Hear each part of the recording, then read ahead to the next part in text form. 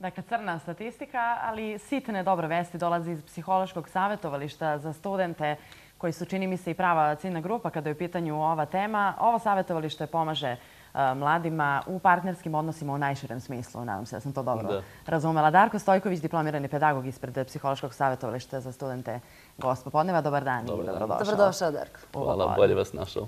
Evo, čuli smo statistiku.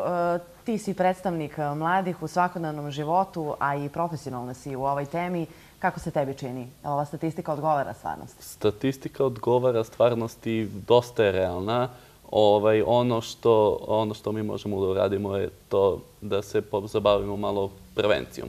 Prevencijom upravo takvih rezultata koji nas jednog dana iznenade, a da mislimo o tome. Vaše savjetovalište često organizuje radionice, kao što sam rekla, u najširem smislu koje se bave partnerskim odnosima. Ovoga puta u četvrtak još jedan seminar, je li tako? 27. u sali univerziteta, u velikoj sali. Šta očekuje sve koji se budu prijavili? To je još jedna u nizu, kao što je koleginica vaša rekla, od seminara, radionica koje organizujemo. Međutim, mi smo se potrudili da ovog puta to bude malo drugačije koncipirano u smislu same organizacije, metode i tehnika kojima ćemo se baviti. Da ne otkrivam puno, ostavit ćemo učesnicima da se uvere u to na licu mesta. Imat ćemo, kao i do sada, renomirane predavače sa Filozofskog fakulteta, zatim imat ćemo sa medicinskog, odnosno ljude koji se bave terapijom konkretno. Tako da ćemo predstaviti odnose, jedan teorijski deo, s tim što će, kažem, ovaj seminar biti malo drugačiji od drugih, jer ćemo se potruditi da što više akcent stavimo na praksu i na učešće samih učesnika, je li tako? Darko, ti bismo želeli na praksu da stavimo akcent. Svakako da bismo želeli. Htjela sam da kažem, ti si mlad, verovatno i da privatno razgovaraš tome sa društvom kada sednete da popijete kafu. Šta kažu muškarci, šta kažu žene, to jest mladići i devojke, pošto ste mladi, kada treba stupiti u brak, gde su ti najveći problemi u vezama, gde se mi to i zbog čega ne razumemo? Da li uopšte žele danas mladi da stupaju u brak? Čini mi se da naročito popularno danas da ne želimo. Ja nisam smela to pitanje da postavim, nadam se da žele. U toku studija se barem kroz priču postavlja fakultet kao broj 1 u svim prioritetima. Izvini, ili imate neke primjere da se neko još na fakultetu venčao? Pa, vrlo retko, bar sam ja upoznat, ne znam koliko, možda negde drugde, ali na Filozofskom konkretno nije bilo tih primjera do sada. Ili ukoliko su se odlučili za taj korak, mahom su, nažalost, prekidali sa studijama.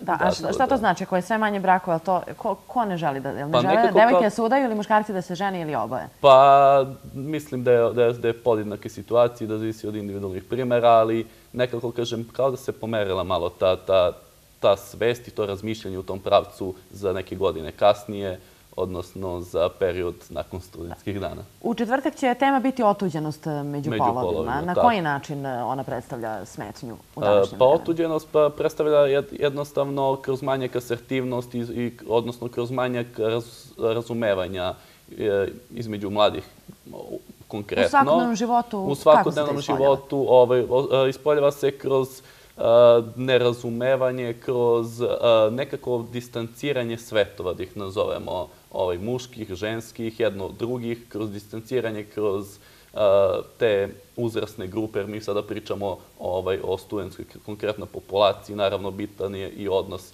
sa svojom užom sredinom, tako da pokušat ćemo da ukažemo na probleme koji se javljaju naši predavači, predstavit će neke teorijske činjenice, pokušat ćemo da ukažemo na te stepenice koje nas malo ometaju. Šta je najvažnije što govorite polaznicima na ovakvim seminarima i radionicama? Od čega da krenu? Kad kažeš nerazumevanje, pretpostavljam da onda treba kontra. Dakle, važno je razumevanje. Ali to je lakše reći nego učiniti, je li tako? Naravno. U principu, sama asertivnost ukazuje na potrebu da se razume oni drugi kao da se radi o samom sebi. A da li postoji možda neka teorija da treba krenuti prvenstveno iz porodice i onda kada se u porodici reše svi problemi i kada smo tu zadovoljni, onda možemo da stvaramo i da sklapamo neke partnerske odnose koji su na zavidnom nivou. Naravno, slažem se i ogroman broj tih obrazaca ponašanja upravo potiče i da na neki način, da kažem, prenose se iz porodice. Ono što na prošlom sajmu mentalnog zdravlja koji smo radili, a koji je bio isto predstavljen u vašoj emisiji, izveli smo, da kažem, tada pilot, jedan projekat, odnosno imali smo, nazovimo ih situacije, mini radionice ili tako nešto, u kome smo prikazali bukvalno, naši glumci, kolegi iz SKC amaterskog pozorišta su nam pomogli da neke određene situacije prenesemo na praksu i da na taj način ukažemo kako funkcioniše otuđeni par, kako funkcioniše nuklearna klasična porodica, kako funkcioniše porodica s koja ima određenih problema. Tako da upravo kroz to simulaciju ćemo pokazati načine na koji sve može da se prebrodi ta otuđenost. A koji su najčešći problemi danas onih koji dolaze u psihološko savjetovalište? Da li postoji neki problem za koji često čujete od onih koji dolaze? Pa najčešći problemi, mi konkretno sada pričamo o otuđenosti među polovima, ali druge česte teme koje se javljaju i koje smo mi u prethodnom periodu obrađivali su tip koreni, odnosno ti porodični odnosi i... Koji su uvek kompleksni, koliko god je srećan porodica. Da, koji su kompleksni i na neki način disfunkcionalni, jer porodica sama po sebi prolazi kroz različite faze. Od samog zbližavanja supružnika, rođenja deteta, polaska u školu, sve su to periodi, da ne nabrajam sad dalje, sve su to periodi koji su osetljivi po svaku jedinku, odnosno po svakog člana porodice. Tako da je jednostavno porodica neiscrpna tema upravo sa osvetom da li se radi o učenju, da li se radi o odnosima među mladima, da li se radi o nekim drugim stvarima, porodica je svakako ogledalo od kog se mora krenuti. Malo ću da generalizujem, voleo bih da te pitam da li recimo tvoji prijatelji i poznanici kažu ja što bih voleo jednog dana da završim fakultet pa da imam 3 dece ili kažu ja što bih voleo da završim fakultet, da budem neki uspešan biznismen, da imam puno para i onda svaka žena bi bila moja. Šta kažu? Uglavnom sa pedagogije, psihologije, odnosno sa filozofskog fakulteta, sam način i predmet tog našeg naučnog istraživanja se nekako vezuje za mlađu populaciju, odnosno da kažemo i decu, predškolskog, školskog uzrasta, studente i tako dalje.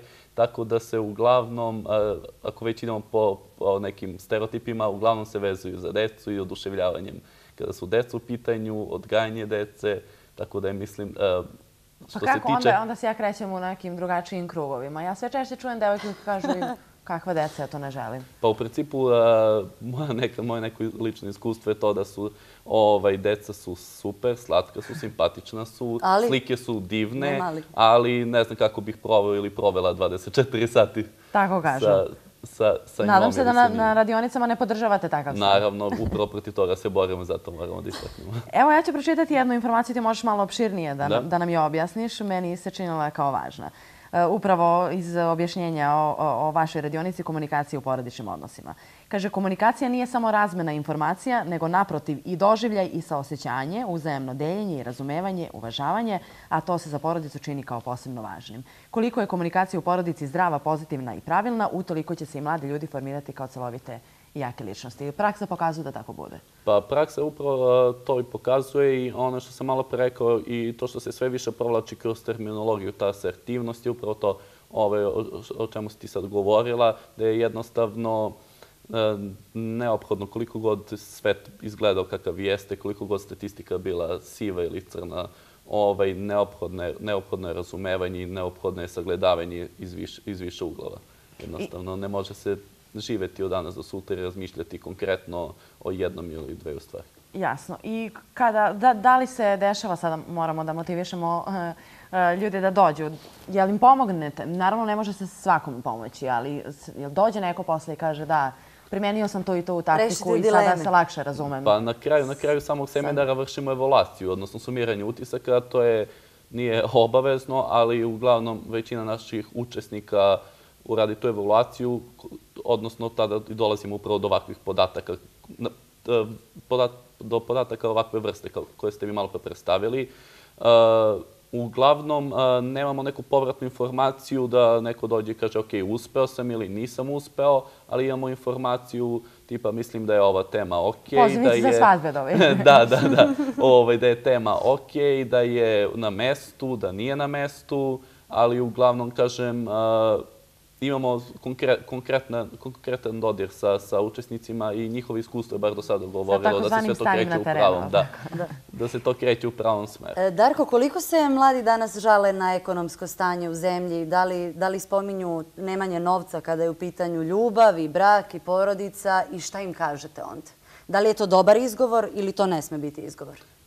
Ne sme biti izgovor, to je samo jedan od činilaca koji nas okružuju i koji nas, da kažem, davi, isputavaju u svim tim koracima. Mi evo baš pokušavamo da malo podignemo svest oko tog aktivizma i volontarizma. I verovatno spominjete, izvini, da i pre 100 godina nisu ljudi živjeli toliko sjajno, pa opet je bila drugačija situacija. Da, jednostavno drugi je kontekst i društveni bio, ali kažem, upravo kroz, ako već gledamo malo sad i sa te ekonomske strane i materijalne u društvu, sve radionice, seminari, sve naše aktivnosti savjetovališta su besplatne, tako da sve to što mi radimo za nas same, za naše vršnjake, za jednostavno tu vršnjačku edukaciju koja je preko potrebna. Tako da ako već imamo probleme na samom terenu, kao što je Zorana rekla, možemo što se tiče te prevencije besplatno i sa puno pažnje i vremena uraditi dosta da jednostavno budemo pripremljeni da reagujemo tog dana kad se odlučimo za taj ludi kamen. Još jednom samo da spomenemo ko sve može da se prijavi, na koji način, kada, gde?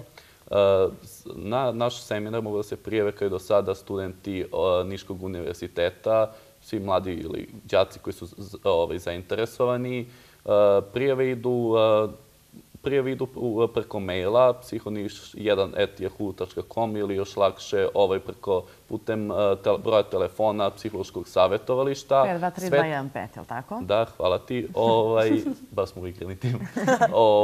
I sve više informacije i veoma dostupnije mogu se naći na sajtu na stranici Psihološkog savjetovališta za studente. Dakle, Facebook stranica, tako se i zove, Psihološko savjetovalište za studente. Da, Psihološko savjetovalište za studente u Nišu. Da, i tačno je ovo što Darko kaže, ja sam proverila i sve opširnih informacija ima zaista na stranici. Ljudi, odnosno studenti koji su angažovani oko toga su veoma ažurni. Jasno. Darko, hvala ti najlepše što si izdvojio vreme za popodne. Dakle, još jednom četvrtak, 27. mart, a prijave su na telefon 523-215 i nismo rekli da oni koji se jave, to ne znači da imaju duboke probleme, ali tako, nego svi porodični i odnosi sa dragim ljudima su kompleksni.